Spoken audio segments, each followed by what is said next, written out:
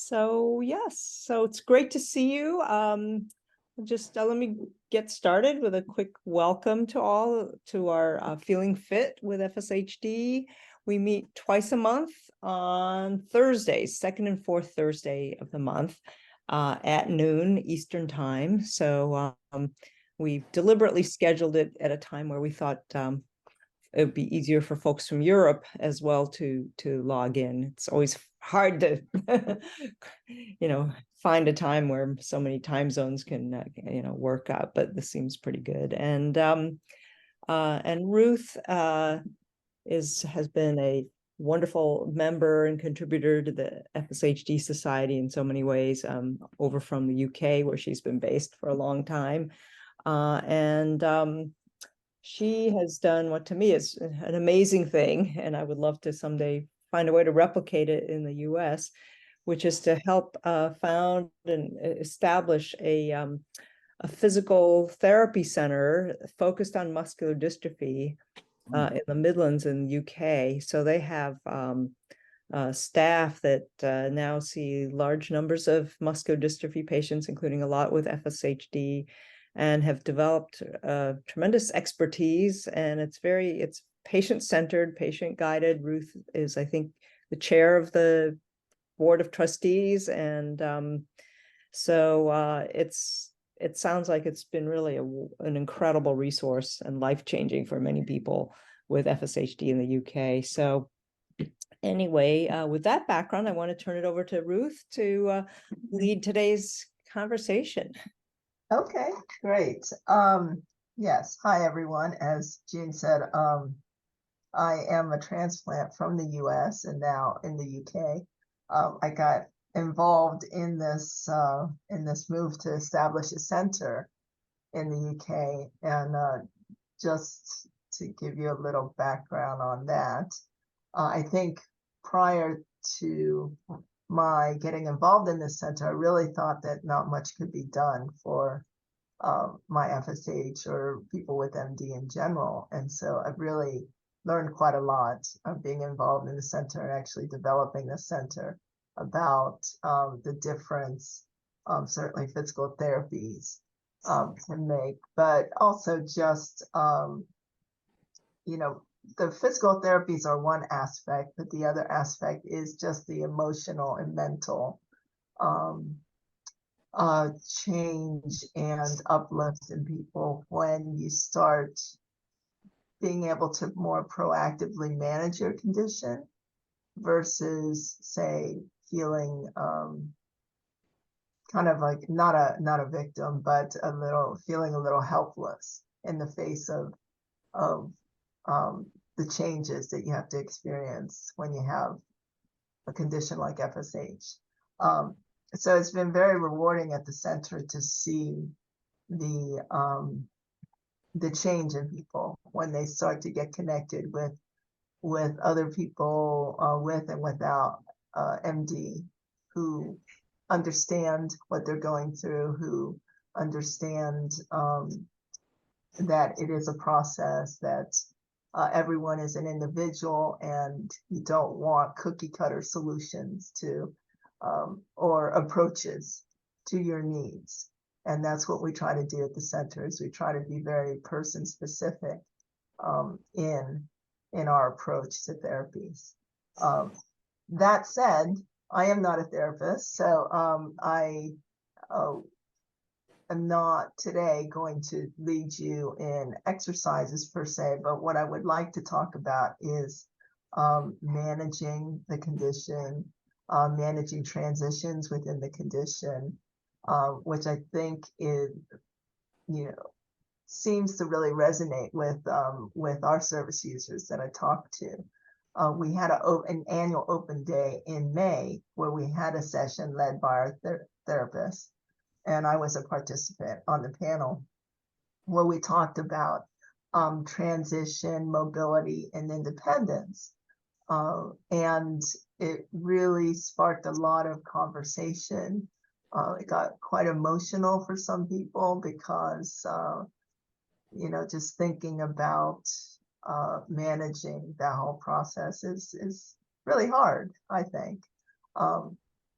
and it's ongoing, isn't it? It's not like you have this one change and you're like, okay, I'll deal with that, and you don't really have to deal with anything else, but it's a process. And so I kind of like to talk about that with all of you, and have you all participate in the discussion, if you're all open to that, because I think this is, besides the physical side of things, I think the mental and emotional well-being is absolutely critical to our overall sense of feeling fit and feeling, I guess, empowered in a sense.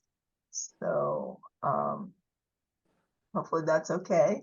I never led a group discussion like this, so bear with me. I'm a little a newbie at this. What I'm going to do is I'm going to, rather than going through my whole history, I'm going to just post a couple things in the chat. One which is some history of me, just, you know, specifics like my age, blah, blah, blah, and some of my just history with managing my condition when I got it, when I was diagnosed, blah, blah, blah. So I'm gonna, not got it, but diagnosed. So I'm gonna just post these, and I'm also gonna post a couple questions for you that we had addressed in our transition session. Oh, June, and so I'll just post these and have, so you can have a look, and then I'll go through the questions after we've had a bit of a chat, and get, you know, your experiences and input on it. Okay, so June.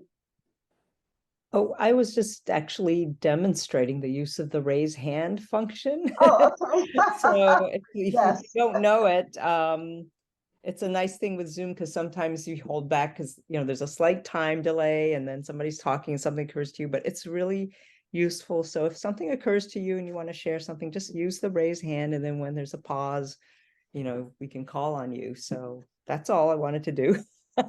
Just Okay. Great. So, well, I have posted some of the history, but just to give you a kind of a really overview, like I said, I think I told Jane and Wayne when they first popped on, I really didn't think anything could be done for my condition because there was no cure. And so I was quite passive about my condition, or even doing anything with it. I think I just kind of ignored it and dealt with what I could with it, but just ignored it. And it's being involved in the center and seeing what a difference being active and having knowledgeable therapists be able to support me in that, what a difference it's made.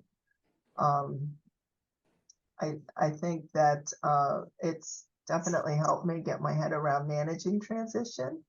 So I started using a chair in 2000 or 1995, actually, as a manual chair. But you know, I didn't have the arm strength, so I had to get people to push me around and arrange, you know, if I wanted to go to the mall or go to the movies, I'd have to arrange with friends to come meet me at my car and get my chair out of the car and push me to whatever we were doing. So that worked for about 5 or 6 years. But you know, my world was slowly closing in on me a bit, because and it was frustrating sometimes to feel like I'd always have to rely on someone else to help me do the things that I wanted to do. But at the same time, there was a little bit of security and not being alone and having someone with me all the time. So it was only when my best friend got pregnant in 2001, she already had a miscarriage previously. And the thought of her trying to push me up hills in New York City where she lived really worried me. You know, obviously I didn't want to have that happen again for her. So I decided to get an electric chair. And when I got an electric chair, it was so incredibly liberating for me. And I don't know if some of you are already using a chair as well. So your experience might be reflected in that, but certainly for me, it was a revelation, in that what I had previously thought was kind of a, I don't know, a defeat, to use an electric chair, was actually gave me my independence back and was quite liberating for me. So, I think everyone has their own journey about that, but certainly since then, in the people I've talked with about their experiences in the journey, it's, most people say, well, I wish I had done it sooner, because it did give you back your independence. So that's kind of what I want to talk with you guys about today. And maybe if you take a look at some of the questions that are on there, we can talk about those different things, like what are the changes you've experienced? How are you dealing with those changes? And it's not only about going into a chair, but just about adapting. You might still be walking, but using a mobility aid, or how are you managing to deal with your managing your fitness, and managing to maintain your independence.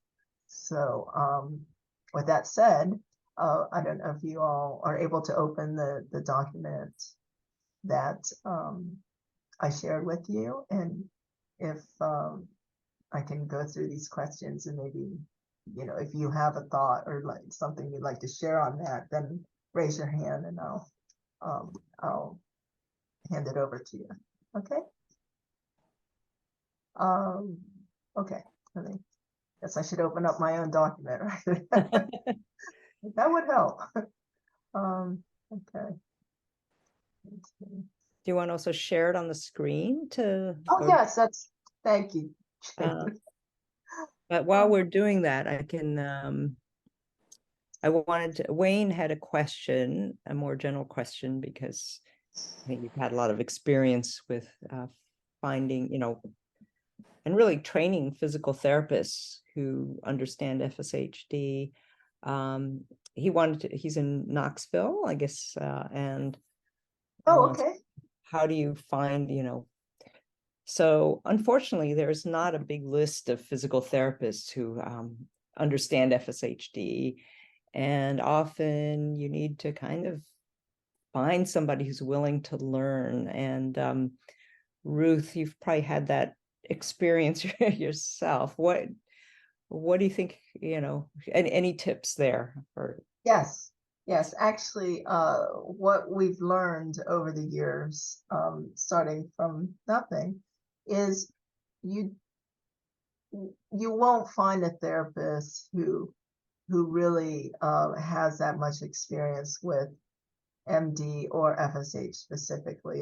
It's kind of finding a needle in a haystack. But what we do is we try to find, we tend to focus on neurophysios coming from a neurological background. While we are, our conditions are muscle-based, not nerve-based, we do find that neurological physios tend to have a more in-depth and nuanced understanding of, or approach, I should say, to understanding the condition. So what we do at the center is provide that I guess that experience for them. So really, you want to find a good physio who is open to and interested in learning, who are interested in learning about a new condition, and see it as a learning experience and a challenge, and who's quite thoughtful. So I could say pretty definitively, what you don't want is if you find the physio who is trying to get you to say do exercises on the floor, and you're like, I can't get on the floor, I can't get up from the floor. Maybe that's not the right kind of physio. So they have to be thoughtful and really be observant about your condition and be really sensitive to your needs. So that's good. There is no magic physio per se. It's really people who have the interest and knowledge. If you find an experienced one and they have the right skills, it's really just about them learning to understand your condition and how to work with you on it. That does involve a measure of you also educating them about your needs, your lifestyle, and what your goals are for how you want to live. So, and I would say that's what our physios do. They don't do a cookie cutter approach. So they really want to understand who you are. Maybe you don't, you're not that active, and you tend to be more, you like to meet friends and you like to read books and things. So the approach would be different than someone who's, say, an ex-marathon runner and really wants to maintain that level of fitness in different ways. I hope that helps with the question. Yeah. So I think one of the key things about FSHD, and of course it's different in everybody. I mean, that's first key lesson, it's different in everybody, but it's also it also affects muscles in a unusual way, so that you have some muscles that are going to be getting weaker, and right near them are other muscles that are still healthy. And it's that sort of, it throws the system out of whack. And from what I understand, like, you can experience it as a global, like, oh, I can't lift my arm anymore, or I can't do this thing I used to be able to do. And then if you stop doing that, the healthy muscles will be affected because they're not being used. And so that's one thing that's important to understand. Another is that people are really good at trying to adapt, like find a workaround, or force another muscle, another way of doing something. And sometimes that can cause problems too, because it's kind of a maladaptive way of doing things that can lead to like nerve compression and strain and so on. So I think that's kind of a big kind of intellectual challenge, a puzzle for a therapist to figure out which of your muscles are still, what's going on, because it's complicated. Yes. And yeah. Thanks for mentioning that, June. Yes, that is one of the key things that our therapists do is, and I didn't understand this until I started having physio with our therapist, is that, I think we all know we have weaker muscles and stronger muscles, but what I didn't realize was the compensation. So your body, like June said, naturally adapts. So your body will instinctively use that stronger muscle, and that will compensate for the weaker muscle. So, but what happens is then that stronger muscle gets overstressed and the weaker muscle gets even weaker from disuse. So one of the ways our therapists try to and have actually seemingly people get stronger, but it's not really that they're strengthening a muscle. Well, they are strengthening, but what they're doing is they're bringing it back into balance.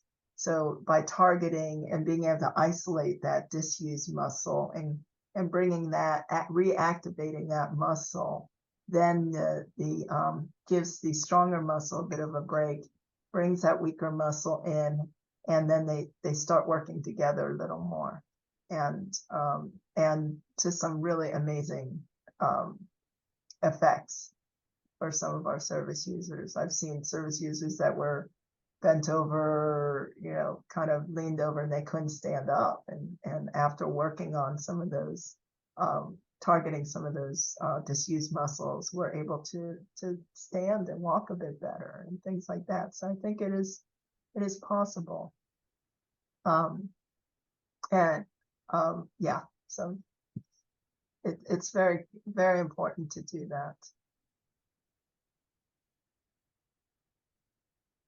Oh, so let me, I will, sorry. Do you want me to, Waiting for someone else. I can moderate this. Yes. I would love to go through these questions, and Yeah. one by one people can share their thoughts about that. So I think the first one's really interesting. What changes to your mobility prompted you to change? Meaning, I guess, take some kind of action. Is that what you? Yes. Yeah.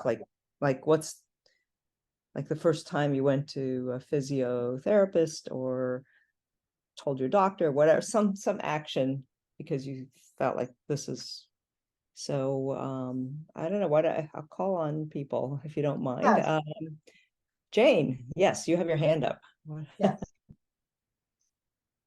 Oh, you're muted. Yes, I'm happy to share my story of discovery with my mobility. I started out with just leg braces, and I had a job where I did a ton of traveling. And I tell the story that, first I was running through airports, then I was walking through airports, and then I was tripping through airports. And when I found myself catching my toes and stumbling and ending up literally on my face on the pavement of the airport, realizing I had to make a change.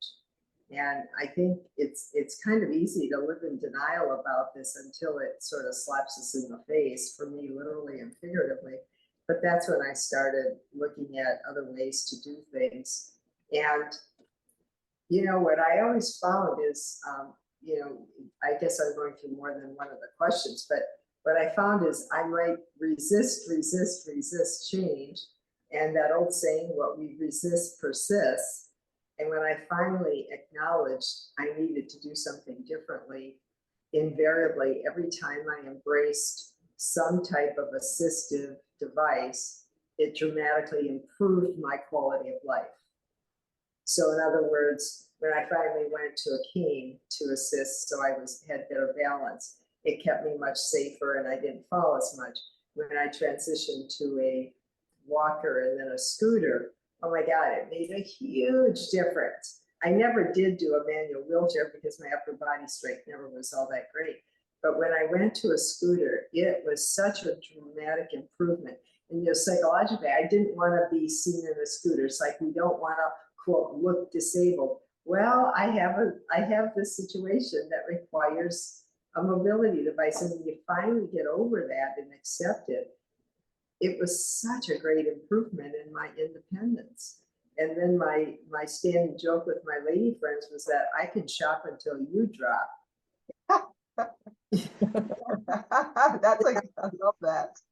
It's like it made a huge difference. So that would be my comment. And then just 2 years ago, I had to go to a wheelchair, but I went to a power wheelchair, and I went to one that goes up and down. And again, huge improvement in functionality. I still live alone.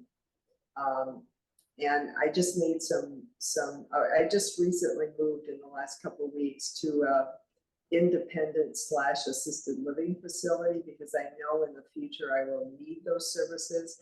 Right now I'm still independent, but I think getting to the point of acceptance and then embracing the technology we are so fortunate to have available today has been so huge in just making life a ton better and maintaining independence.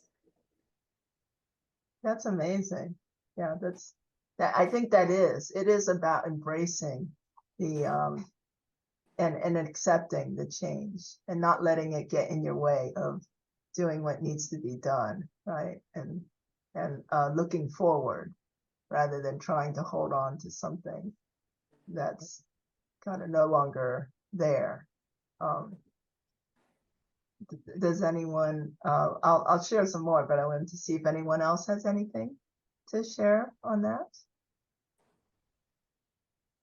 Okay, well, I will share one of our service users at the center during this discussion kind of came up and told us about, because he is quite active. His family's very athletic. He has two other brothers, really, really active. And he said he was afraid to go out. He couldn't go out because he couldn't walk and he didn't really want to be seen as disabled. But actually he saw that he was doing less and less. He couldn't go out to the pub with his friends and this and that. And so when he finally made the change, it all of a sudden it was just this burst of, oh, hey, I can still go out and have a drink with my friends, and I just utilized this device to get me there. But it restored his quality of life, I think, to a huge extent. But I think for all of us, there are fears in this, and that leads to the second question. What were your fears about making this change? Or if you're starting to experience this process where you're going to adapt, what are your fears of adapting or taking on aids that might assist you? Anyone have any thoughts about that? I think Jane had also mentioned a little bit in what she said. Jane. Yeah, I'm more than happy to jump in and answer that. My greatest fear, it's like we all want to feel accepted and we want to feel, quote, normal, right?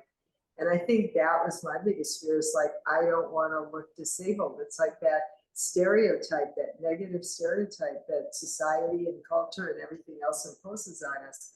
And it's really, really hard it was for me to just say, well, I'm not normal. I do have some issues that I've got to come to grips with. And either I'm going to sit here and just really shortchange myself on living life, or I'm going to accept what is and then make absolutely the best possible decisions and activity and moves I can make given my limitations. And once I got to acceptance, it's like, oh my God, it was so much better. But yeah, the fear of being an outcast or not being, quote, normal or not being accepted really did impact and delay my making decisions. And I'll tell you this, what muscular dystrophy did is it really taught me how to grieve quickly. It taught me how to, it was really hard at first, but the sooner I realized that, okay, I have to accept this, that I'm feeling the loss, I'm grieving, but then to do it and then get on with acceptance, the faster I did that, the quicker my quality of life improved.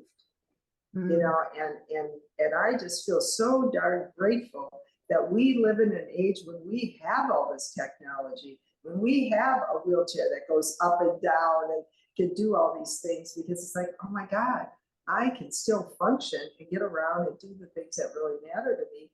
I'd never be able to do it without this equipment. But if I embrace it and use it, it's like, oh my God, it's opened up doors again that I thought were closed. So I think that's the fear, is the fear of being different, the fear of doors closing, the fear of not being able to do what you want to do. And just sort of changing mindset has made a huge difference. Yeah. So many great points and thoughts in that, Jane. I think it is that fear, isn't it, of being different, of being not accepted. And as well, I have a friend that I made through the center who has a different kind of muscular dystrophy. And she recently said her fear was she didn't want to use say, a wheelchair because she felt like that was giving up and maybe, and letting her muscles go. And, but she had had two severe falls that hospitalized her, and also one in which it required over 6 months of rehabilitation. So when I chatted with her, I said, well, but the thing is, you're already impacted by this, because in that 6 months, you've lost a lot of time in being able to keep yourself fit because you had this fall, and you're now in crisis mode because you're having these dangerous falls. And I've heard from some people who've had these falls and have irreparable damage to their spine or to their knees, where they're no longer able to stand up even if they wanted to, or they deal with a lot of pain, chronic pain from that. So it's hard to know when, but I see so often in the center people who are clinging to that almost false argument of, well, I have to keep my muscles going. I was like, well, yeah, but you're in a chair, you can still keep your muscles going, but you're not overstressing your muscles too, and you can still maintain your fitness within whatever situation you're in, whether it be standing or seated. But what you don't want to do is put yourself at risk of serious injury, right, or harm. And I imagine you deal with that, June, quite a bit. I do. I tell a lot of people. I was just speaking with someone yesterday whose daughter, the woman has FSHD, but she has an adult daughter who also has it, who she says is kind of in denial, and she falls a lot, but refuses, to do anything to prevent falls. And I said, you really, in the kindest way possible, need to tell her that, a fall can be catastrophic, because it's harder if you break a leg. I've known so many people who fell, broke a femur, and that was it. Their muscles never could recover from that, and they had to then be in a wheelchair, and worse, head injuries. I mean, that's, there's just so many things that can be catastrophic, and that one should check in with regularly, with probably a physiatrist who can evaluate how you're doing and recommend things that, it's to keep yourself, so denial is, it's can lead to real problems. But it's also, that is how our minds work too. It's a defense mechanism, and how to overcome that. I like your, what would you tell your younger self who might be in a state of denial? Or how can you get through to those people who are, Yes, we'll definitely get to that one. Yeah, but absolutely the risk, it is against almost a false argument that you tell yourself, because you're like, oh, I'm trying to stay fit, but actually you're potentially risking being able to stay fit by not acknowledging some things that could assist you. But a lot of it is, it is the stigma, whether it's that people have internalized kind of ableism, and so that's something to think about as well. But there truly is ableism out there. There certainly are ways in which some people may treat you differently, and so like I have, I wonder about this. I think about it two ways. One is, what's the difference between having a power wheelchair and having a sports car? They're both mobility devices. They're both aids. They get you someplace faster and with less energy expenditure. And yet one is something people aspire to. They're thrilled. They can't wait to get one, their own car, learn how to drive. So I don't have to walk to the grocery store anymore. I don't have to walk, and a power wheelchair is also a technology to save energy and get you places. And yet, and when you actually transition to one, as you discovered, it's incredibly liberating, but it's that stigma that makes one something undesirable while the other technology is so desirable, right? So it's an interesting thing to think about.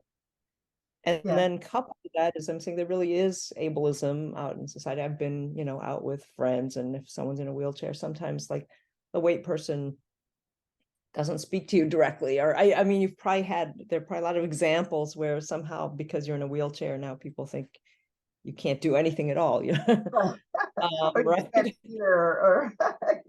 And so I think it's important to maybe equip yourself with, like, how do you assert yourself nicely, instead of like building up resentment and then kind of but how do you there must be some good lines. Maybe the first time it happens you go like, oh, I wish I'd said this to that person, but next time you're ready, right?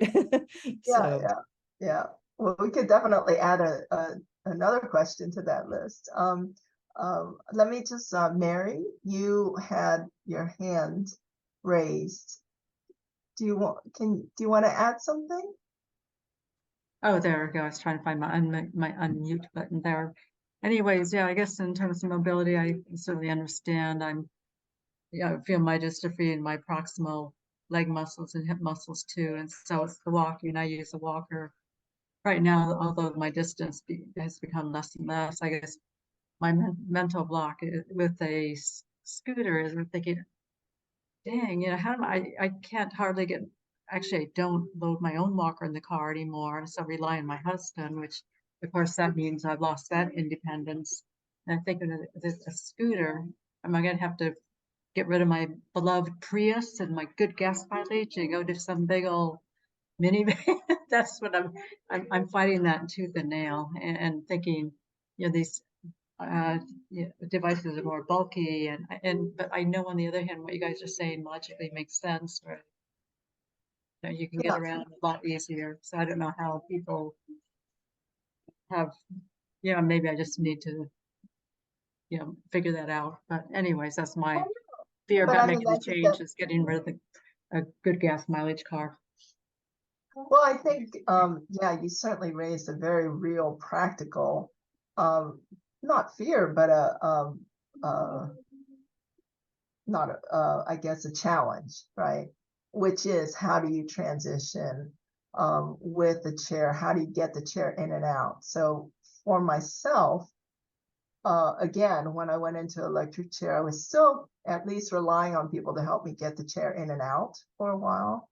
But then I finally got a car, and this was when I was still able to walk too and get up and stand. So what I did was I had a little Scion XB that was, I call it a toaster on wheels. And I got a hoist. I found out that some car manufacturers, specifically in the US, will give you grants. So if you buy a car from them, they'll give you a grant toward your putting some kind of a mobility hoist in your car or some kind of adaptation. So I think I got like $1,000. But anyway, I bought a hoist, had it put into the back of my car, and then had this local company put a couple straps on my chair because I didn't like the big clunky bar that came with the hoist. I wasn't going to be able to mess with, so I just had them do some carabiners and some straps on the frame of my chair. And for 10 years, I used that, and I was able to still walk, but used a wheelchair as well, and just walk myself to the back. The hoist would lift my chair up in and go in and then take it back out and put it down. And all I had to do was unclip it. So that was my solution in the interim. So you don't have to, I don't think, go directly to an adapted vehicle, because that is, you know, a huge step. It's a huge cost. So I was able to not deal with that for a number of years, and it worked quite fine for me. Yeah, depending on your needs, there are like lighter weight scooters that fold. There are travel electric wheelchairs. They're not as bulky as the full-on, power wheelchair, but it might be fine for just going out for to shop or something. So, so there are a lot of options out there, but there's no like easy place to go. Like, here's everything you need. You need to usually do quite a bit of research, but I think the car dealers, our own, we have forums where people share their favorite products and what worked for them. So I'm sure there's a variety of solutions out there for you, where you probably, if I remember, Prius has a hatchback, right? You could probably, Yeah. I mean, but I think you might have to switch cars. I don't know how well the Prius, but what I did when I was looking at cars, and actually some SUVs didn't have the clearance for the hoist that I wanted for my chair. So I think generally you have to have a 3-foot height clearance, from the bottom to the top for the Bruno curbsider that I got. But then I was able to do that with the small chair. My chair was it was German engineered system, and it was a portable chair, which actually, my husband could pick up, or my family before I got married could pick up and fold it up and put it in and out of the car. But I've used some sort of that for travel for 23 years now.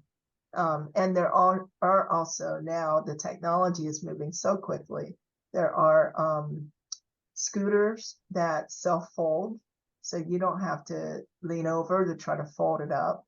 And then you could just clip it and put it in the car. So we have examples of that in the center for our service users to try out. So folding self-fold chairs, self-fold scooters. One of the friends that I made through FSH Society, he liked to fly. He had his own little airplane that he figured out how to get and fly with FSH. And he found this really lightweight, I think it's called a travel scoot, really lightweight scooter. It doesn't go backwards though, so you have to propel yourself backwards. But he was able to use that, get to his plane, throw it into plane, and then he'd fly to different places and then pull it out and use it to scoot along. So, I think the thing is really it's just about imagining what's possible and then doing the research or getting on forums where you find other people who have already gone through it. So I'm not much of one in terms of like talking about, my woes or whatever, but not that, it's just, but I get on a lot of these support groups on Facebook, mostly as a practical measure, because inevitably someone posts something or a question, I'm having this issue, or, what chairs you have found. And I think that I'm pretty good about, resourceful about that, but inevitably I find something that someone has found that I didn't know about, whether it be how to get up from the toilet, or what devices you can find that, like vertical lift toilets, vertical lift seats, different wheelchairs, all that kind of stuff. So it's quite amazing, the resources out there once you tap into it. might be the one good thing with I know the internet is if you're good. allergic to it, but that's the one good reason to do. KS, sorry, Cam, has his hand up. Hi, I'm Kareem Myers. Can you hear me okay? Yeah. Okay, I apologize in advance if you hear sirens. I'm from New York City, so sirens Oh. are part of the background noise, which interestingly, when you live in New York and you have this condition, and I'm kind of relatively new to it, if you will, I have FSHD 1. I have increasingly hard time walking, and I think a wheelchair is in my near future. I still have to make that last step. But New York becomes part of like, okay, you have to take into account where you live. Does it really make sense to live in here? Because if you're healthy and have strong legs, it's very hard in New York, let alone if you have some limitations. I think I agree with everything that was said, and I exactly share the same thing. I just want to add one little observation, and it's very timely for me. It's the perception others have around, and you know, I'm debating every day. Am I at the point if I need a wheelchair or not? And the confusing thing or the misleading thing that makes it hard is that sometimes you feel you're up and okay to do things, and there are days where you feel like, oh my god, this is too hard, and this inconsistency drives me sometimes crazy. And the other thing is, like, people around me sometimes say, well, you don't need the wheelchair, you're not there yet, because if you don't have the condition, you really don't know exactly how hard the little things are. And I talked about occupational therapy because I've for 30 years I wore a suit and a tie, and today the hardest thing for me is to put a tie on, because you have to use both hands to fold your collar, and I can't lift my two arms at the same time. And it's like a lot of silly little everyday things are extremely hard. And people around, not yet, but I think I'm not, if I'm sitting normally, I'm not screaming like I have FSHD yet, but the condition is there, and it's very active, and it's very hard. And I think sometimes, to join what was said, I think no one but yourself know exactly how hard, and when you're ready to do it, you do it. And sometimes it's not ill-intentioned. People sometimes just around can't really appreciate how hard it is, and sometimes they're like, oh no, wheelchair, you're not there yet. But sometimes I feel I am, and that's it. I just wanted to share that because it's something I'm adapting every day and learning every day with. Yeah, that's a really good point, because you know what I have seen too is actually sometimes friends and family, while trying to be well-meaning or well-intentioned and trying to support you, are actually kind of, and maybe that's a bit of that ableism that June was mentioning, where Correct. they think they're trying to support you, but actually they're dissuading you from really doing what you need to do that's right for you. And the other thing I would just say with respect to that was one of the unusual things that I came to realize when I started using a chair. Before, when I was walking, I would always get these looks from people. So sometimes as I was progressing, if I would park somewhere and I wanted to get out of the car, I would wait until no one was around and then get out of the car, because I didn't want people to be sitting there or standing there staring at me, seeing me, or what's wrong with her, and all these questions and this and that. Or you get people who are like, you're not really disabled, you shouldn't be parked in that disabled spot. Interestingly, when I went into the chair, all that stopped, because you know, people then just, they don't question whether or not you have a disability. They acknowledge, they just, it's there, right? And you don't have to deal with those questions anymore. And that I found actually very freeing for me, because that just took another question that I would have to, you know, of course, people will still come up and say, well, what do you have? And blah, blah. And, you know, and I appreciate that they're trying to still connect with me and engage me with me, rather than being like, oh my gosh, she's in a chair. So I never mind those kind of questions, but it is kind of liberating when you free yourself from those worries, and then you help others to get past it too, because they don't understand, you know. And actually sometimes I know people don't want that responsibility, but you can be a driver of helping other people to understand and be more compassionate about, you know, experience of others. Really. Thank you. Yeah. Well, Kay, yes, I'm glad you joined us today, and thanks for sharing your Yeah, thoughts. it was really great. So Thank you. unfortunately, I'm going to have to wrap up this meeting a little earlier than usual because we have another webinar starting up at 1 o'clock. Oh, okay. You're all welcome to join, by the way, but it's it'll be interesting. It's the European patient survey, which has data. Maybe Ruth, you probably participated in that survey. Over 1,000 people responded. Oh, yeah. Yeah, and so the researcher who behind that study Yeah, will I'm be really sharing interested his to. insights. It'll be interesting. But we'll post this and we'll to be continued. This group meets every 2 weeks, and we often have someone leading an exercise, but we love having discussion. And Frank, maybe you can say you're planning next month's program. Do you want to say you have a minute to describe what you want to be talking about? Yeah, absolutely. Sure. Thanks for letting me and acknowledging my presence here today. So just real quick, I was thinking as Ruth was talking about the wheelchair and people's perceptions, and I used to not wear a brace, or I wore my brace under my pant leg, and I was working in an office building, and I'd get, you know, these dirty looks from people because I only went one floor, you know, like, you know, you lazy shit, why don't you take the steps, and you got to make a stop. But when I started wearing the brace on the outside, you know, there was no dirty looks anymore. So I think it's just kind of funny that you have to kind of, are you embarrassed about it, or do you embrace it? And sometimes it's advantageous also to be able to.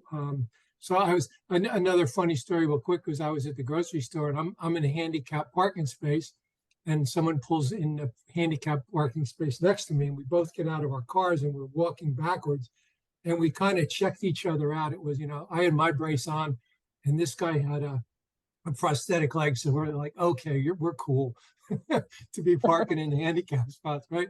So it was just kind of funny. So next month, for folks that may or may not know who I am, I started this with June back in September last year. This coming month is our 1-year anniversary. I'm going to just basically do a quick recap on what I'm planning, at least where we were and where, you know, how we got to where we are today. Recapping some of the folks. I mean, we've had. This is truly an international group because we've got folks from pretty much all the continents tuning in or tuning into the videos afterwards. And I've got some surprise stuff. I think I'm going to have some discussion about some of the other things that I do. I mean, I focused on the Qigong and the Tai Chi that I do, but some of the other things that I do. And I'm going to move it more towards a conversation like we're having today, versus, you know, I always like to do some demo because I like to get people up and moving. But so that's what I'm looking at. So bring your party favors. We're going to have some cake, and we'll have a little anniversary celebration on the 14th of September to kick off our second season of the Feeling Fit. So thank you all for attending. Okay, great. Hopefully, if you know this was a good topic, maybe we can continue that that topic further in other discussions in the future. Maybe a little bit, if everyone's up for that. So, I would love that. I think mobility and somebody mentioned denial, and I think denial is a big one too. And I don't want to take up. I know June has to run, but I think we can. You know, that's a whole topic of people not wanting to just face the facts and get over it and move on, where they're living in a world where they don't know, they don't want to know. So that's just, I think, another great topic. Yeah, definitely. I think that's a huge thing. And I have more to add, but I know June's running out of time. So well, to be continued. I love this group, and wonderful to see you all. Thank you, Ruth, for leading the discussion today, and thank you for everybody for being here, and thank you, Frank, for being an amazing partner with keep getting this Feeling Fit moving along. And I should say Ruth is also part of the steering committee. So, all Yeah, right. so Frank really leads it. It's really so great that you're doing that, Frank. And it's lovely to meet all of you, and hopefully to see you in, the next session. I think I have more time in September to attend, so I'll try to Okay. make we Till can next chat time. further. But I Okay. also shared my details if you need to want to contact me. Okay. All right. Thank you Thank so you, much. everybody. Bye. Thank you. Bye. Thanks.